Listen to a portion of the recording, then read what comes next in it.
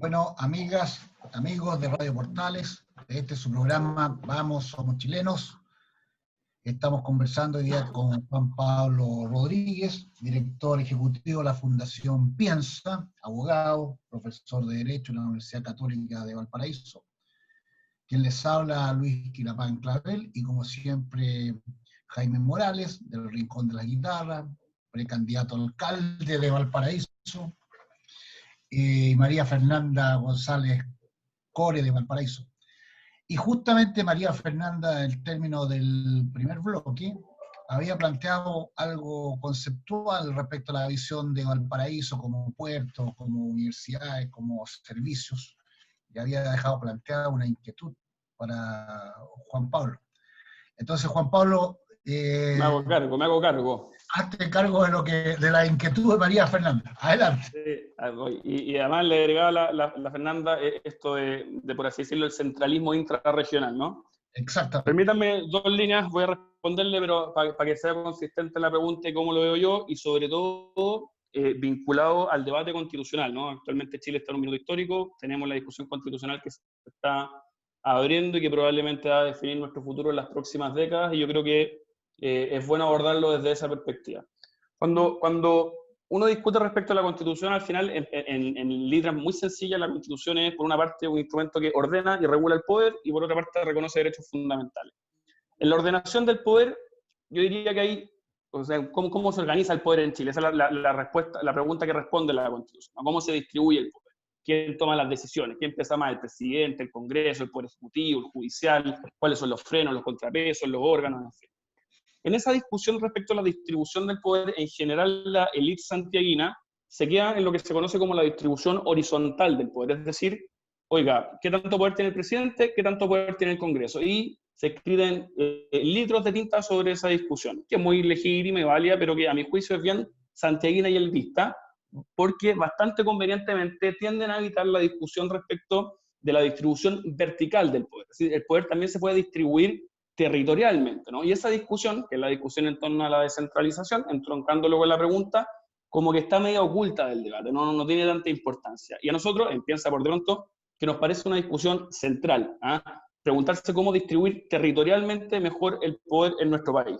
Y yo ahí diría que hay, y con esto le voy a responder a la Fernanda, disculpen la vuelta larga, pero hay tres aspectos centrales que la Constitución tendría que entrar a responder y que se vinculan con la pregunta. En primer lugar, la pregunta respecto de si Chile va a seguir siendo un Estado unitario o vamos a pasar a ser un Estado federal, o si entre medio vamos a proponer fórmulas híbridas como la del Estado unitario descentralizado. El Estado unitario, para que la gente lo entienda, son aquellos estados donde hay un solo centro de impulsión política, como Chile, qué sé yo, Colombia, Japón. Los estados federales hay múltiples centros de toma de decisión. En cada estado dentro del país, un poder ejecutivo, un legislativo, judicial. Argentina, México, Brasil, Estados Unidos. Y entre medio hay fórmulas híbridas, ¿no? Que permiten mantener el Estado unitario, pero ser más intenso en lo que se puede hacer. Esa es una primera gran discusión. Yo creo que Chile tiene que ser un Estado unitario descentralizado. Luego hay una segunda discusión, que se vincula más a la pregunta de la Fernanda, que tiene que ver con la división político-administrativa del país. En sencillo, ¿cuántas regiones va a tener Chile? Actualmente Chile está viviendo un proceso de microregionalización. Cada vez tenemos más regiones, pero más chiquititas. Estamos volviendo de alguna manera al catálogo de 24 o 25 provincias que había en 1974, ahora con el nombre de regiones, y debajo de ella toda la burocracia estatal de la cantidad de provincias infinitas que hay. ¿Es bueno ese proceso de avanzar hacia microregiones, o más bien debiésemos avanzar hacia macroregiones? Nuestra visión en la Fundación es que el proceso de microregionalización que estamos viviendo hoy en día es nocivo respecto del proceso de descentralización, porque en definitiva lo que hace es que las regiones tienen cada vez menos poder específico respecto de Santiago y hacen cada vez menos contrapeso. Si el intendente del Biobío era un buen contrapeso respecto de la élite santiaguina, bueno, ahora que se separó el Ñuble tiene menos peso. Esto es de alguna manera la materialización del viejo consejo maquiavélico de divide y vencerás. Yo no creo que haya alguien maquiavélico pensando eso, pero el resultado sí lo es, ¿no? Son regiones chiquititas con muy poco poder. Yo creo que debiésemos tener 5 o 6 grandes regiones que tengan tejido social, gremios, organizaciones intermedias, universidades, capacidad instalada, y que permitan materializar grandes competencias y ser contrapeso a Santiago. Y hay un tercer aspecto, y con esto respondo definitivamente a lo que dice la Fernanda, que tiene que ver con la la oportunidad que representa el debate constitucional para modernizar de una buena vez el Estado de Chile. El mercado abusa, sí, pucha que abusa, pero de antes que abusa el Estado, ¿no? Y cuánta plata que se pierde en la mala gestión estatal. Y ningún gobierno va a querer emprender grandes reformas de modernización del Estado porque son muy difíciles de empujar, por la contra que le hacen los funcionarios, los sindicatos y un largo etcétera. Y si hay algún minuto en el que vamos a poder modernizar nuestro Estado, llevarlo del siglo XIX al siglo XXI, y fundamentalmente nuestros gobiernos locales, ¿no? Cualquiera de ustedes que haya entrado a un municipio sabe que es como entrar a una suerte de máquina del tiempo, ¿no? Muy negra, ¿no? Son muchas veces, lamentablemente, cajas negras pagadoras de favores políticos. Y si hay un minuto para transitar hacia administraciones comunales ligeras, eficientes, probas, en donde existan agencias civiles de empleados públicos que hagan carrera, ¿no? Y que haya menos discrecionalidad en la designación y un largo etcétera, a mi juicio, ese esquema de regiones grandes y fuertes y municipios chicos, pero ligeros, eficientes, generosos, es un buen esquema para acercar la toma de decisiones a las personas, que se tengan mejores elementos para tomar buenas decisiones y que en definitiva la provisión de bienes públicos sea más eficiente y más eficaz. A mi juicio, la descentralización, la desconcentración del poder es un buen remedio, ¿no? Para tomar mejores decisiones, por una parte, y lo que tú comentabas, Luis, respecto de la participación. También para que nosotros, las personas de regiones, de ciudades, nos sintamos más involucrados en los temas públicos, ¿no? Porque si yo veo que quien toma la decisión está más cerca mío, bueno, a mí me interesa, no siento que influyo más. Y creo que en ese sentido también es un buen remedio para la poca participación o la desafección ciudadana que existe en nuestro país, ¿no? Descentralizar Chile, acercar la toma de decisiones a las personas y avanzar en las distintas cuestiones que acabo de señalar. Ahora, desde el punto de vista de lo que tenemos por delante, la elección de gobernadores regionales, porque pareciera que la creación del cargo parece ser buena, la idea de que haya un gobernador que sea elegido. El tema más complicado es que sus responsabilidades, sus atribuciones, sus recursos, pareciera que no están tan claros. Entonces, da la impresión de que, si bien es cierto, apunta en el buen sentido de descentralizar parte del Estado, no está claro cómo va a operar esta figura para lograr eficiencia administrativa y de gobierno local. Es como una linda imagen, pero le falta contenido, yo creo. ¿Cómo lo ves tú esa parte, Sí. Juan Pablo? Yo suscribo lo que tú dices, Luis. Bueno, nosotros en la Fundación hemos sido, de hecho, respecto a la reforma constitucional que permitió la elección de gobernadores regionales, que, ojo, como ponerlo en contexto, Chile es el único país de la OECD que no elige a su máxima autoridad regional de manera democrática. Chile es un país en extremo centralista. Y si uno lo ve desde la perspectiva de los gastos, ingresos, también, si uno nos compara con los países unitarios de la OCDE, si el gasto de decisión subnacional en Chile es en torno al 14-15%, en los países unitarios de la OCDE es en torno al 30%. O sea, Chile, si uno mira la película comparada, es un caso extremo de centralismo. Eso como para tenerlo como elemento de juicio para el análisis. Nosotros en la Fundación fuimos importantes promotores de la elección de gobernadores regionales. De hecho, estábamos ahí en el Congreso el día que se votó, redactando indicaciones, consiguiendo votos, o sea, ayudando definitivamente a que esto pase, ¿no? Porque lo que decía antes, es cambiar el paradigma. Es decir, mire, ya no tener un representante de la moneda hacia acá, sino que un representante desde la región hacia allá. Pero así como fuimos muy promotores de esa reforma constitucional, que va a permitir que en abril del próximo año elijamos gobernadores regionales, hemos sido muy críticos de las leyes que la han ido implementando, precisamente por lo que tú dices. Nos parecen insuficientes en el catálogo de competencias, por una parte, y por otra, que esto me gustaría tenerlo, porque yo creo que esto no es tanto de conocimiento público. Lo que hace la ley fundamentalmente, más que decir, mire, estas son las competencias que va a tener el gobernador, lo que hace es, mire, este es el mecanismo de traspaso de competencias que va a existir. Y el gobernador regional, porque también pues las regiones son distintas, son heterogéneas, entonces hay algunas competencias que se justifican en Valparaíso que no se justifican, qué sé yo, en Colchagua, por decir una lecera. Entonces, el mecanismo de traspaso que quedó es muy centralista, ¿no? En definitiva, la última palabra siempre la tiene el presidente. Ahora, vista toda esta película completa, si me preguntan a mí, yo creo que igual es positivo que se avance en la elección de gobernadores. ¿Por qué?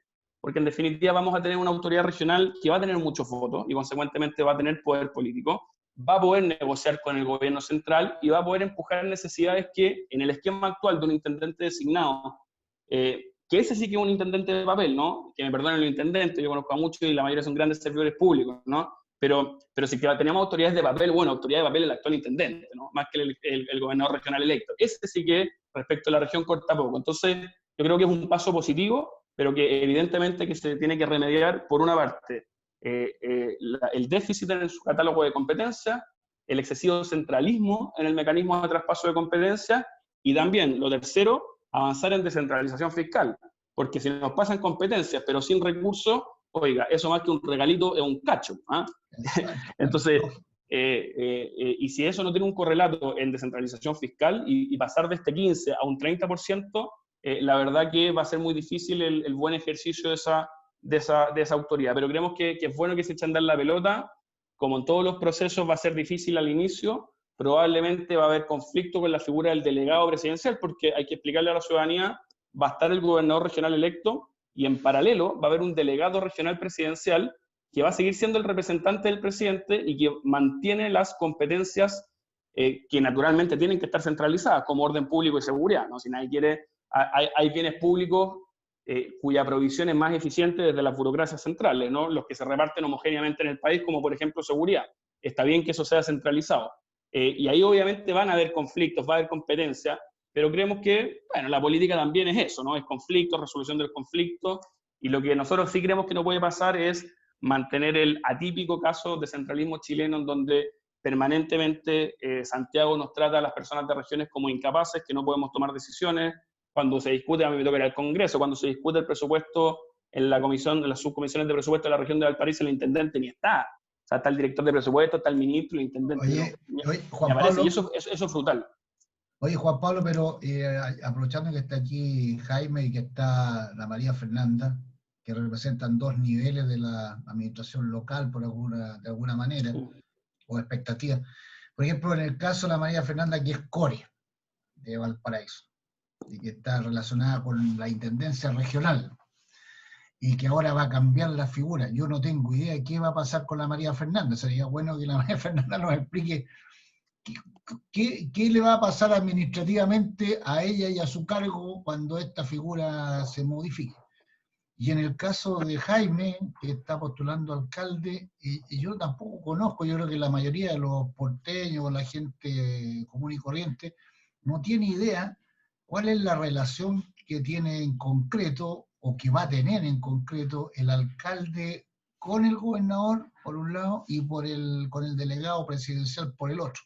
No lo tengo para nada claro, seguramente ambos ya han estudiado mejor el tema y podrían informarnos aquí para que todos los auditores queden claros sobre esta inquietud. María Fernanda. Ya, mira, yo igual hay veces que desconozco cuáles son las funciones del gobernador regional, porque todavía como que está como medio, es como una nebulosa un poco del gobernador regional, porque es algo nuevo también.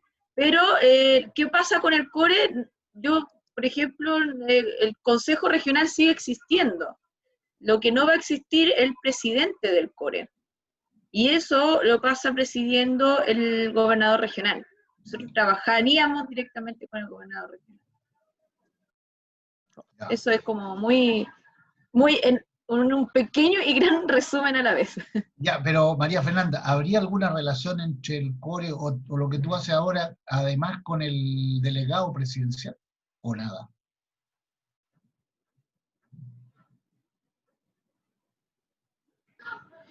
Sí, bueno, ahí debiese existir una coordinación.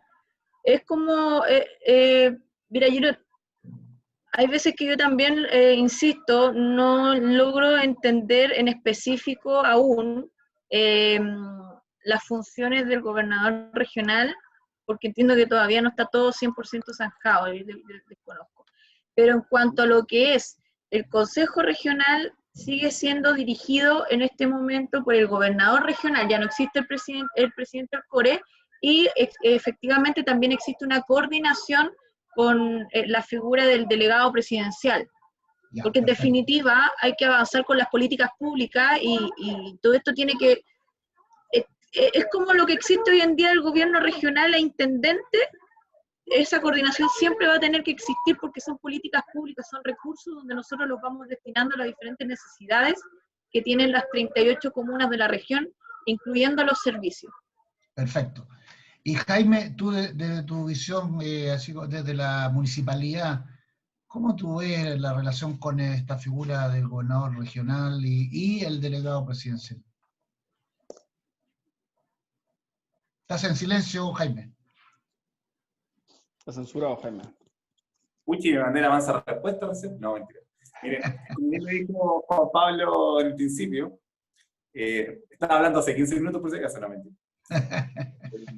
Como bien lo dijo Juan Pablo en el principio, me parece que la relación que tiene que tener la institucionalidad municipal con el gobierno regional, con la intendencia, ahora solamente con el gobierno regional y con el delegado, me parece que es fundamental. En esta hay dos áreas fundamentales que hay que enfocarse. Yo creo que la priorización del presupuesto para las municipalidades es fundamental. Creo que el trabajo tiene que ser ahí como un base entre el alcalde, el gobernador regional, en el tema presupuestario, para todos los proyectos y programas que puedan venir para la comuna en mejora y proyección en el futuro.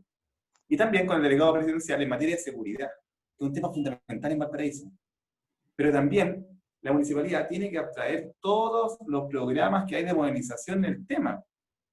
Lo que comentábamos en el entremedio del programa, que a mí me parece irrisorio que hayan concejales que no conozcan estas iniciativas cuando están establecidas. Y eso no nos permite avanzar. Creo que más que alguna necesidad de presupuesto, hay que recordar que en Valparaíso hay un 110% de fondo de pensiones municipales, fondos comunes municipales.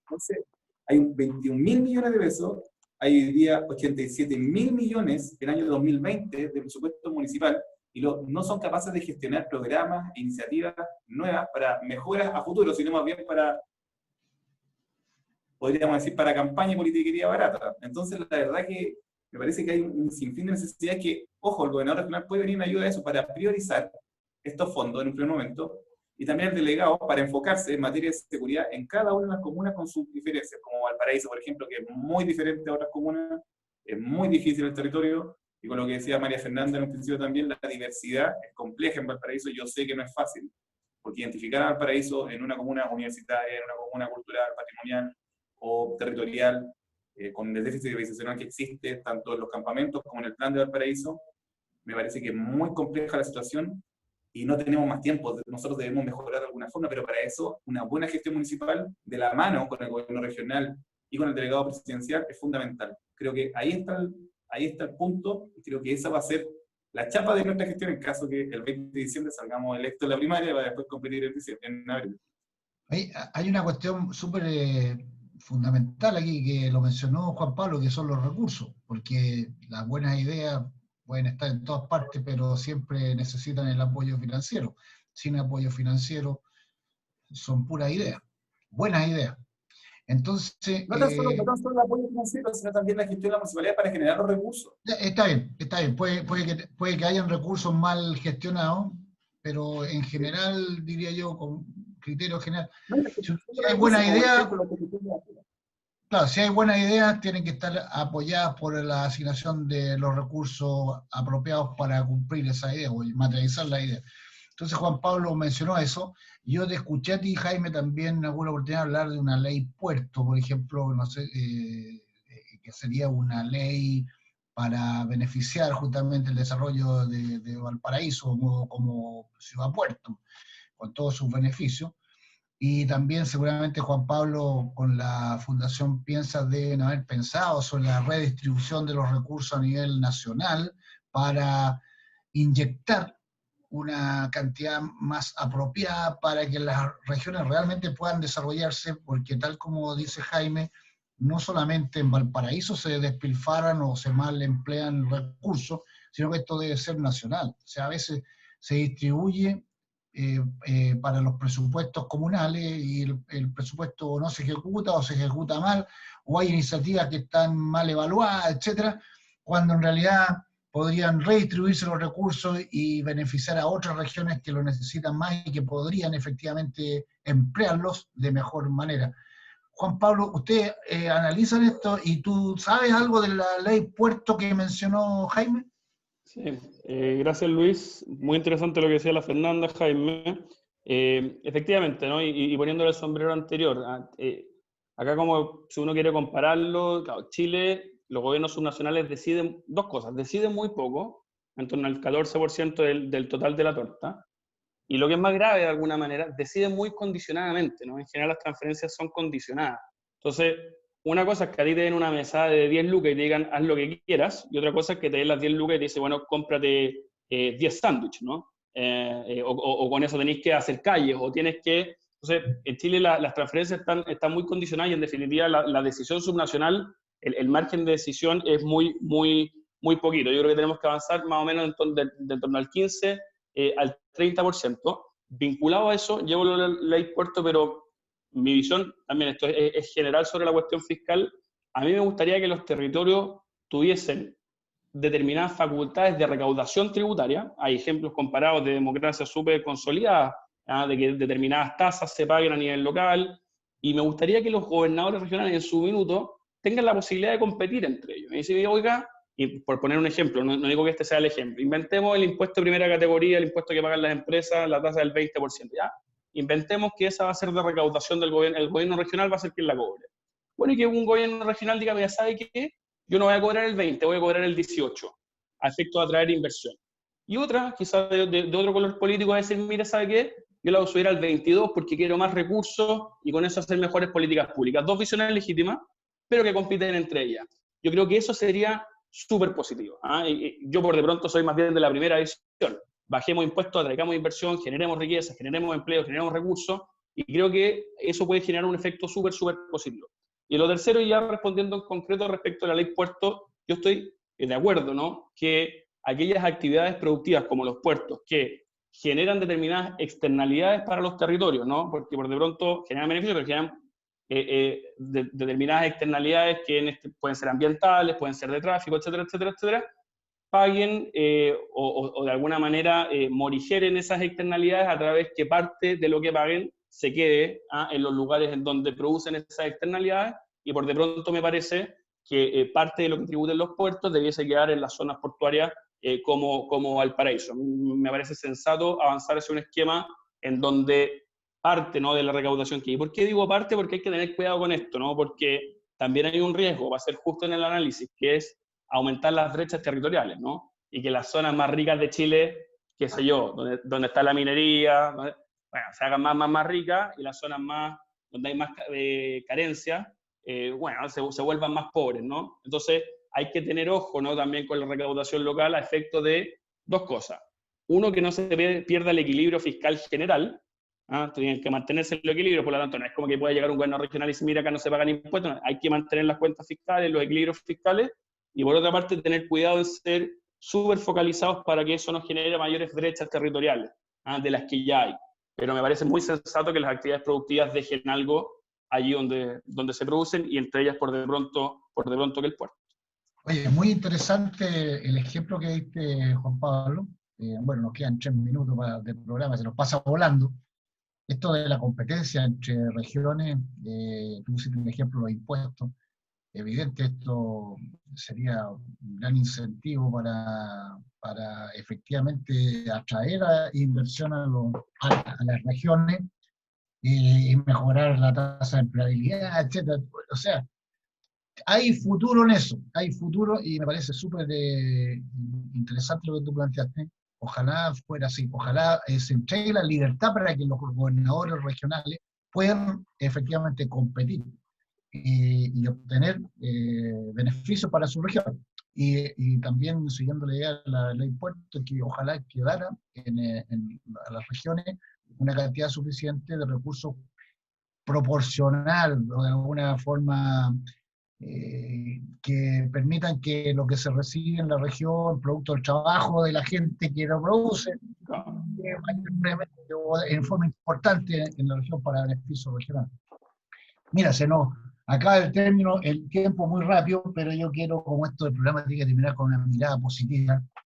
Bueno, lo primero, vamos avanzando en una buena dirección, a lo mejor con esto de la descentralización. Hay mucho por hacer. Juan Pablo nos podía dar una cátedra de todo lo que se puede hacer con todos los estudios que han hecho. Yo solamente quiero mencionar una noticia positiva. Estamos con el COVID y la vacuna para el COVID ya es un hecho. En Estados Unidos comenzaron a vacunar, allá priorizaron a la gente del sistema de salud y después a los centros de atención de adulto mayor, a las casas de reposo o establecimientos de larga estadía de adulto mayor.